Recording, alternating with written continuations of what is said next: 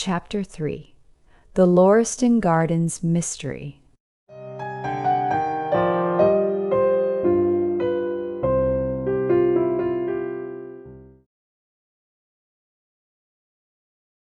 I confess that I was considerably startled by this fresh proof of the practical nature of my companion's theories. My respect for his powers of analysis increased wondrously. There still remained some lurking suspicion in my mind, however, that the whole thing was a prearranged episode, intended to dazzle me, though what earthly object he could have in taking me in was past my comprehension. When I looked at him, he had finished reading the note, and his eyes had assumed the vacant, lackluster expression which showed mental abstraction. "How in the world did you deduce that?" I asked. "Deduce what?" said he petulantly. "Why, that he was a retired sergeant of Marines." "I have no time for trifles," he answered brusquely, then with a smile. "Excuse my rudeness. You broke the thread of my thoughts, but perhaps it is as well. So you actually were not able to see that that man was a sergeant of Marines?" "No, indeed. It was easier to know it than to explain why I knew it. If you were asked to prove that 2 and 2 made 4, you might find some difficulty, and yet you are quite sure of the fact. Even across the street I could see a great blue anchor tattooed on the back of the fellow's hand. That smacked of the sea. He had a military carriage, however, and regulation side whiskers. There we have the Marine. He was a man with some amount of self-importance and a certain air of command. You must have observed the way in which he held his head and swung his cane. A steady, respectable, middle-aged man, too, on the face of him, all facts which led me to believe that he had been a sergeant. "Wonderful!" I ejaculated. "Commonplace," said Holmes, though I thought from his expression that he was pleased at my evident surprise and admiration. "I said just now that there were no criminals." "It appears that I am wrong. Look at this." He threw me over the note which the commissionaire had brought. "Why," I cried as I cast my eye over it, "this is terrible." "It does seem to be a little out of the common," he remarked calmly. "Would you mind reading it to me aloud? This is the letter which I read to him.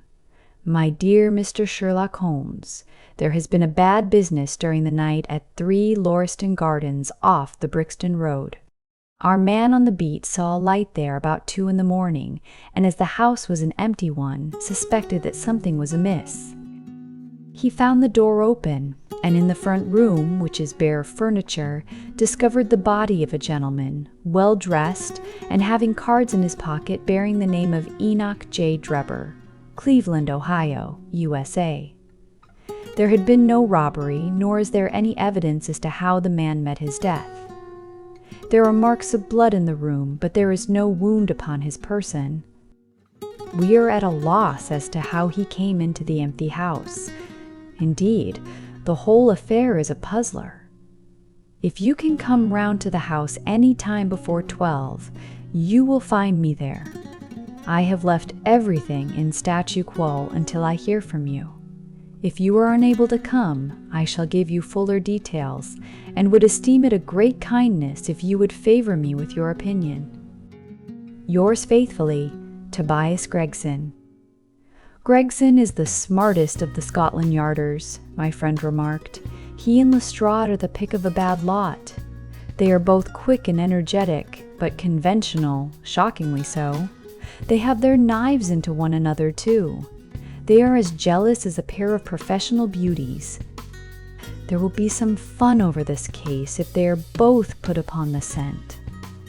I was amazed at the calm way in which he rippled on. "Surely there is not a moment to be lost," I cried. "Shall I go and order you a cab?" "I'm not sure about whether I shall go. I am the most incurably lazy devil that ever stood in shoe leather. That is, when the fit is on me, for I can be spry enough at times. Why, it is just such a chance as you have been longing for." My dear fellow, what does it matter to me? Supposing I unravel the whole matter, you may be sure that Gregson, Lestrade, and Co. will pocket all the credit. That comes of being an unofficial personage. But he begs you to help him. Yes, he knows that I am his superior and acknowledges it to me, but he would cut his tongue out before he would own it to any third person. However, we may as well go and have a look. I shall work it out on my own hook. I may have a laugh at them if I have nothing else. Come on. He hustled on his overcoat and bustled about in a way that showed that an energetic fit had superseded the apathetic one. Get your hat, he said. You wish me to come? Yes, if you have nothing better to do. A minute later, we were both in a hansom, driving furiously for the Brixton Road. It was a foggy, cloudy morning, and a dun-colored veil hung over the housetops, looking like the reflection of the mud-colored streets beneath. My companion was in the best of spirits and prattled away about Cremona fiddles and the difference between a Stradivarius and an Amati. As for myself, I was silent, for the dull weather and the melancholy business upon which we were engaged depressed my spirits. You don't seem to give much thought to the matter in hand, I said at last, interrupting Holmes's musical disquisition. No data yet, he answered. It is a capital mistake to theorize before you have all the evidence. It biases the judgment. You will have your data soon, I remarked, pointing with my finger. This is the Brixton Road, and that is the house, if I am not very much mistaken. So it is. Stop, driver, stop. We were still 100 yards or so from it, but he insisted upon our alighting, and we finished our journey upon foot. Number 3. Lauriston Gardens wore an ill-omened and minatory look. It was one of 4 which stood back some little way from the street, 2 being occupied and 2 empty. The latter looked out with 3 tiers of vacant, melancholy windows, which were blank and dreary, save that here and there a "To Let" card had developed like a cataract upon the bleared panes.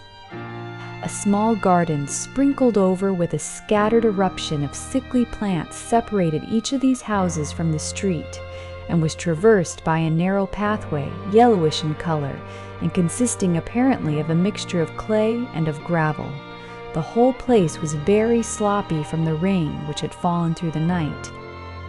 The garden was bounded by a 3-foot brick wall with a fringe of wood rails upon the top, and against this wall was leaning a stalwart police constable, surrounded by a small knot of loafers, who craned their necks and strained their eyes in the vain hope of catching some glimpse of the proceedings within.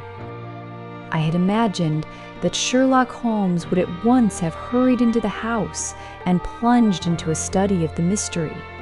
Nothing appeared to be further from his intention. With an air of nonchalance which, under the circumstances, seemed to me to border upon affectation, he lounged up and down the pavement and gazed vacantly at the ground, the sky, the opposite houses, and the line of railings. Having finished his scrutiny, he proceeded slowly down the path, or rather down the fringe of grass which flanked the path, keeping his eyes riveted upon the ground. Twice he stopped, and once I saw him smile and heard him utter an exclamation of satisfaction. There were many marks of footsteps upon the wet clayey soil, but since the police had been coming and going over it, I was unable to see how my companion could hope to learn anything from it. Still, I had had such extraordinary evidence of the quickness of his perceptive faculties that I had no doubt that he could see a great deal which was hidden from me.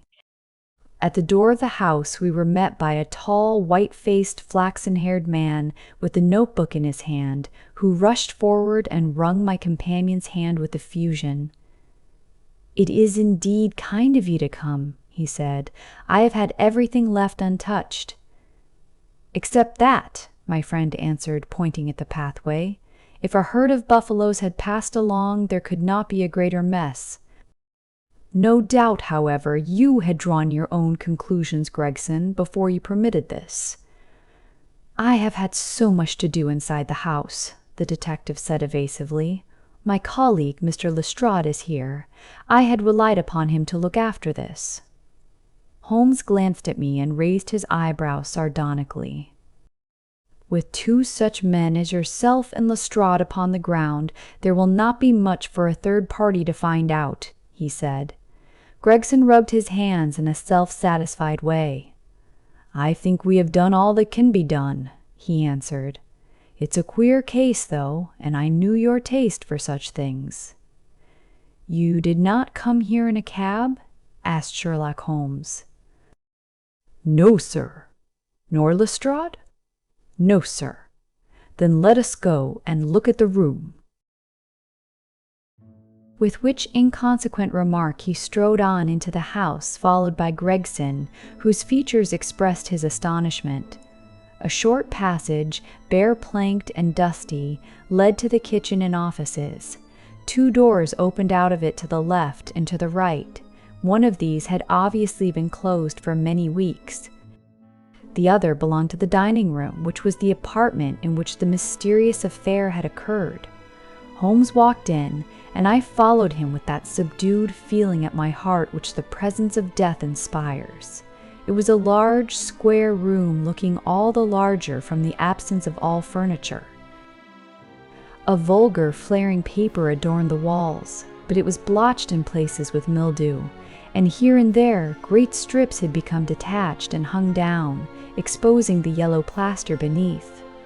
Opposite the door was a showy fireplace, surmounted by a mantelpiece of imitation white marble.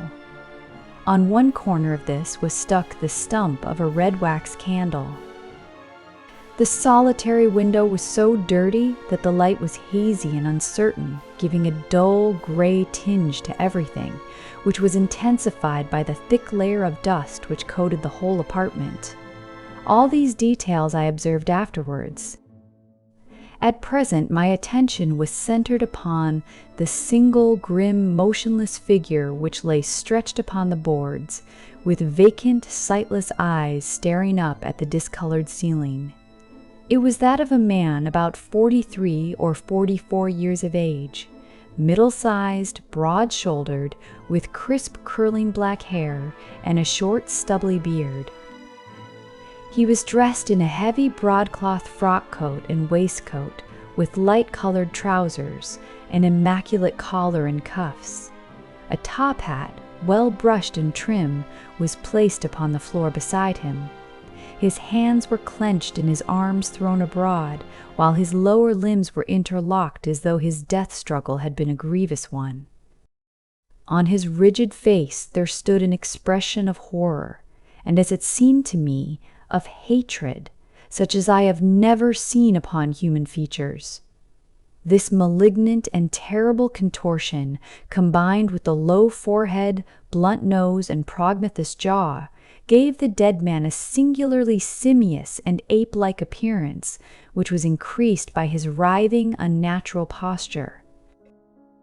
I have seen death in many forms, but never has it appeared to me in a more fearsome aspect than in that dark, grimy apartment, which looked out upon one of the main arteries of suburban London.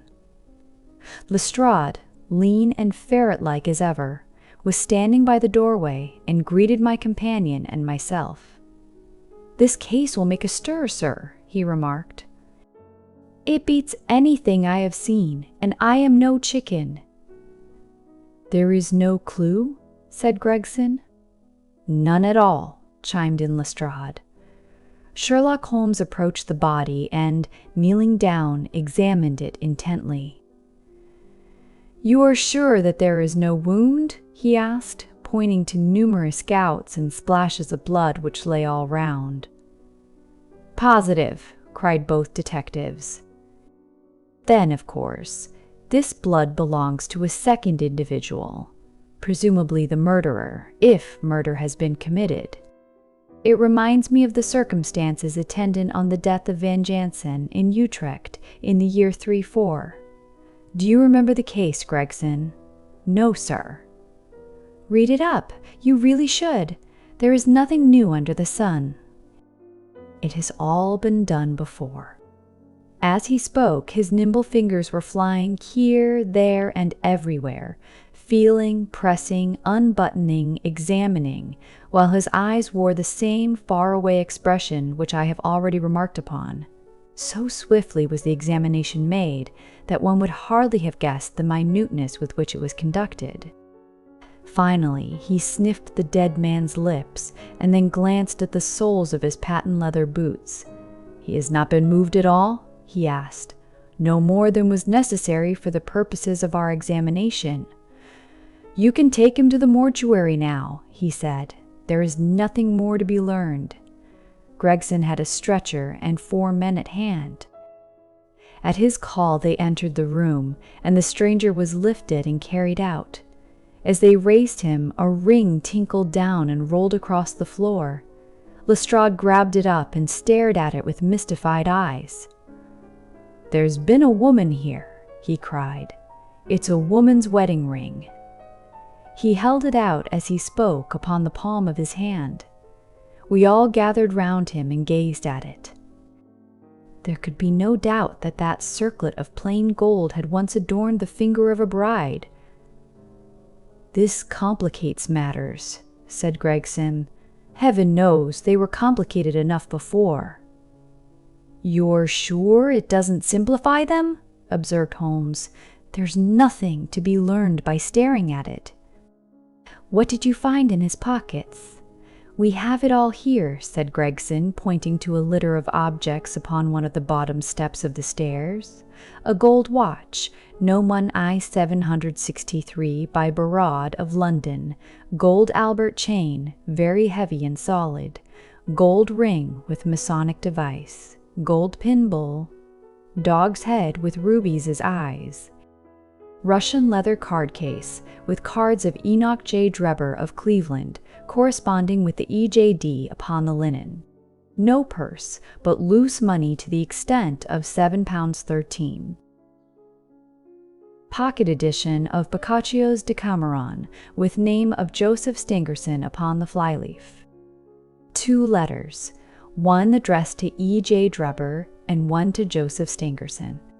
At what address? American Exchange, Strand, to be left till called for. They are both from the Guion Steamship Company, and refer to the sailing of their boats from Liverpool. It is clear that this unfortunate man was about to return to New York. Have you made any inquiries as to this man, Stangerson? I did it at once, sir, said Gregson. I have had advertisements sent to all the newspapers, and one of my men has gone to the American Exchange, but he has not returned yet. Have you sent to Cleveland? We telegraphed this morning. How did you word your inquiries? We simply detailed the circumstances and said that we should be glad of any information which could help us. You did not ask for particulars on any point which appeared to you to be crucial. I asked about Stangerson.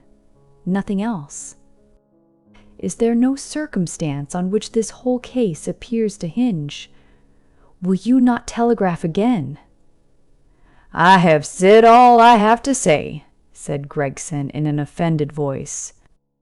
Sherlock Holmes chuckled to himself and appeared to be about to make some remark, when Lestrade, who had been in the front room while we were holding this conversation in the hall, reappeared upon the scene, rubbing his hands in a pompous and self-satisfied manner. Mr. Gregson, he said, I have just made a discovery of the highest importance, and one which would have been overlooked had I not made a careful examination of the walls. The little man's eyes sparkled as he spoke, and he was evidently in a state of suppressed exultation at having scored a point against his colleague. Come here, he said, bustling back into the room, the atmosphere of which felt clearer since the removal of its ghastly inmate. Now, stand there. He struck a match on his boot and held it up against the wall. Look at that, he said triumphantly. I have remarked that the paper had fallen away in parts. In this particular corner of the room, a large piece had peeled off, leaving a yellow square of coarse plastering. Across this bare space, there was scrawled in blood-red letters a single word: Rach. "What do you think of that?" cried the detective, with the air of a showman exhibiting his show. This was overlooked because it was in the darkest corner of the room, and no one thought of looking there.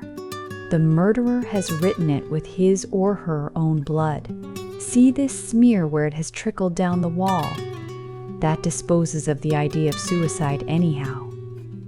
Why was that corner chosen to write it on? I will tell you.